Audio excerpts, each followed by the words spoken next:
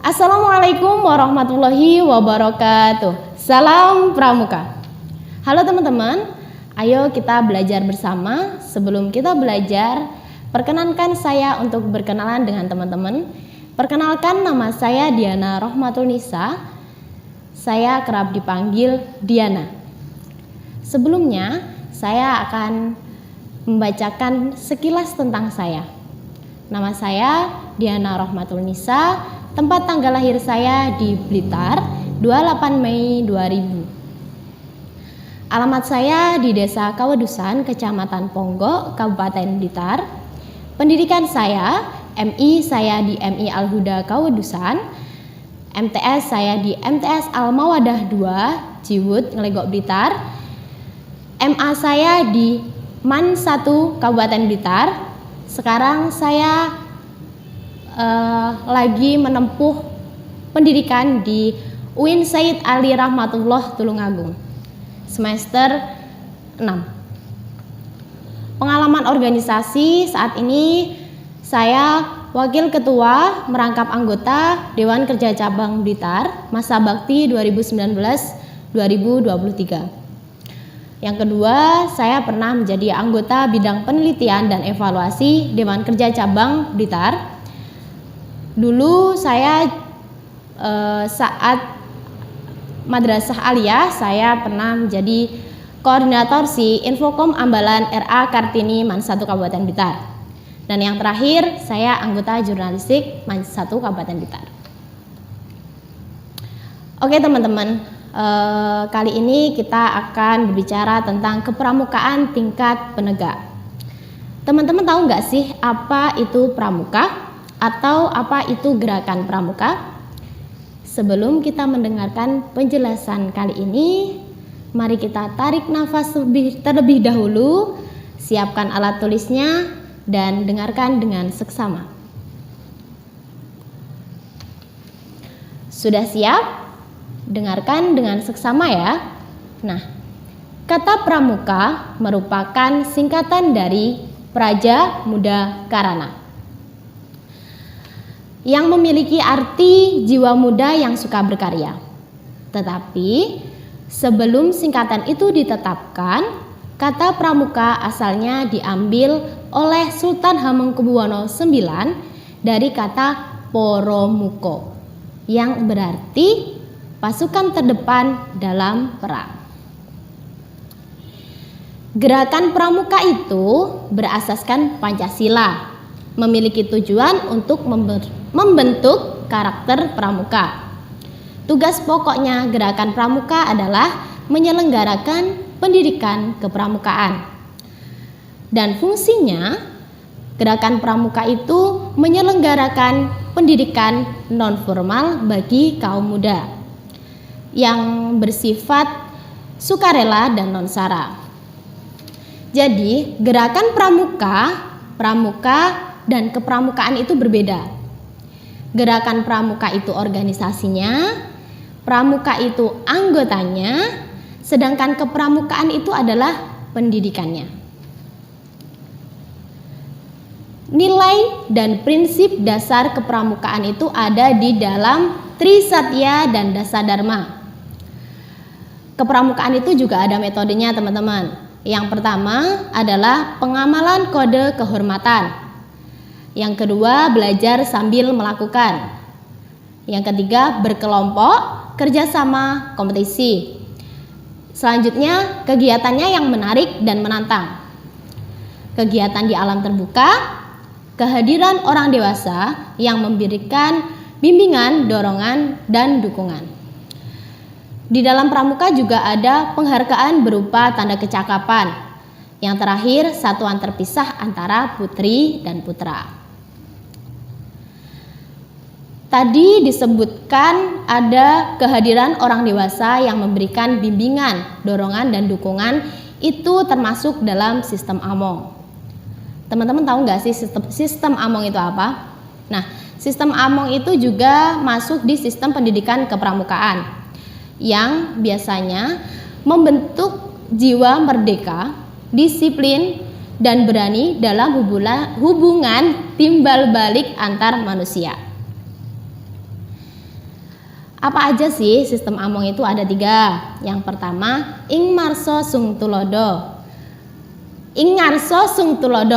Yang pertama adalah ing ngarso sung tulodo, yang artinya di depan menjadi teladan. Yang kedua, ing matyo mangun karso, yang artinya di tengah membangun kemauan. Yang terakhir adalah tutwuri handayani, yang di belakang mendorong dan memberi motivasi untuk kemandirian. Nah, dalam penyelenggaraan pendidikan kepramukaan dikemas dengan menggunakan kiasan dasar yang bersumber dari sejarah perjuangan dan budaya bangsa Indonesia. Oke, lanjut ke penegak. Mitos tentang penegak itu adalah yang pertama, siswa-siswi SMA sederajat. Pasti orang-orang mikirnya bahwa penegak itu pasti siswa dan siswi SMA sederajat. Nah, yang kedua, kegiatannya fokus indoor. Fokus indoor itu maksudnya gimana? Kegiatannya hanya seminar diklat yang berada di indoor. Nah, terus mitos yang ketiga itu ada kegiatan bersifat rekreatif.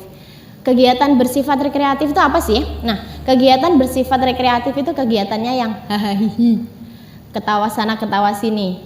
Nah, itu kegiatan yang bersifat rekreatif. Yang keempat adalah kegiatan doktrinasi pembina dan alumni. Apa sih kegiatan doktrinasi pembina dan alumni itu? Maksudnya begini, kegiatan yang dituntut atau yang disupiri oleh pembina dan alumni. Jadi meminimalis ide teman-teman penegak. Dan faktanya dari penegak itu sendiri adalah anggota pramuka yang usianya 16 sampai 20 tahun. Jadi, penegak itu tidak hanya siswa dan siswi di SMA sederajat, melainkan anggota pramuka yang usianya 16 sampai 20 tahun. Nah, yang kedua, ada fakta dari penegak yaitu kegiatannya bersifat gladi dan bakti. Jadi kegiatannya nggak melulu mengenai game sana game sini, enggak. Jadi penegak itu sudah memasuki kegiatan yang terjunnya ke masyarakat, bersifat gladi atau bakti masyarakat. Yang ketiga, kegiatan fokus pada alam terbuka. Jadi penegak itu kegiatannya enggak melulu di indoor, tetapi kegiatan penegak itu fokusnya di alam terbuka. Misalnya kemah, diklat, dan masih banyak lagi. Dan faktanya yang ketiga adalah kegiatan penegak itu dari, oleh, dan untuk. Dari penegak, untuk penegak, dan oleh penegak. Kita lanjut. Nah, kegiatan penegak. Kegiatan penegak adalah kegiatan yang berkarakter dinamis, progresif, menantang, bermanfaat bagi diri dan masyarakat lingkungannya. Nah, penegak tadi kegiatannya adalah dari, oleh, dan untuk. Jadi maksudnya dari, oleh, dan untuk itu adalah yang bermanfaat bagi diri penegak dan masyarakat yang ada di lingkungannya juga. Kegiatan penegak berasal dari penegak, oleh penegak, dan untuk penegak, tetapi tetap dalam tanggung jawab pembinanya. Nah, selanjutnya metode kegiatannya dalam kegiatan pramuka penegak itu yang pertama ada permainan, diskusi, ceramah, demonstrasi, lomba, kerja kelompok, penugasan pribadi, perkemahan, seminar, dan lokakarya. Dari kegiatan tersebut kan tidak melulu di indoor dan tidak melulu di alam terbuka. Ada yang waktunya indoor, ya indoor. Kalau waktunya di alam terbuka, ya di alam terbuka. Seperti itu. Dan materi kegiatan di pramuka penegak itu ada materi kegiatan pada hakikatnya meliputi semua aspek kehidupan berupa nilai-nilai dan keterampilan. Materi tersebut dikemas dengan memenuhi 4 hal sebagaimana dikemukakan oleh Bapak kita, Bapak Baden-Powell, yakni yang pertama health yang meliputi kesehatan jiwa dan raga. Yang kedua happiness yang meliputi kebahagiaan 3 indikator, yaitu kegembiraan, kedamaian, dan kesyukuran. Yang ketiga ada helpfulness, tolong menolong atau gotong royong. Dan yang terakhir handicraft, hastakarya. Jadi menumbuhkan teman-teman penegak itu untuk menghasilkan sebuah hastakarya, ide-ide yang baru. Selanjutnya, prinsip pembinaan di pramuka penegak. Ada 3, bina diri, bina satuan, bina masyarakat. Jadi, apa sih maksudnya bina diri? Sebelum kita membina satuan, di pramuka penegak itu kita harus bisa membina diri kita sendiri sebelum kita membina orang lain tentunya. Nah, di dalam bina diri ini kegiatannya adalah meningkatkan pengetahuan dan keterampilan kita sendiri. Jadi sebelum kita beranjak membina orang lain, kita harus bisa dong meningkatkan pengetahuan dan keterampilan kita sendiri. Nah, yang kedua adalah bina satuan, mempersiapkan diri untuk menjadi instruktur dalam keterampilan kepramukaan tertentu pada perindukan siaga dan pasukan penggalang. Jadi kita bisa membina satuan siaga, penggalang, seperti itu. Sebelum kita mengajari adik-adik tersebut, kita juga harus bisa membangun diri kita sendiri dulu, membina diri kita sendiri dulu. Nah, yang ketiga yaitu bina masyarakat. Setelah kita sudah bisa membina satuan, kita bisa berlanjut untuk membina masyarakat, lingkup yang lebih luas. Jadi kita itu mempersiapkan diri untuk terjun ke masyarakat. Oke, lanjut.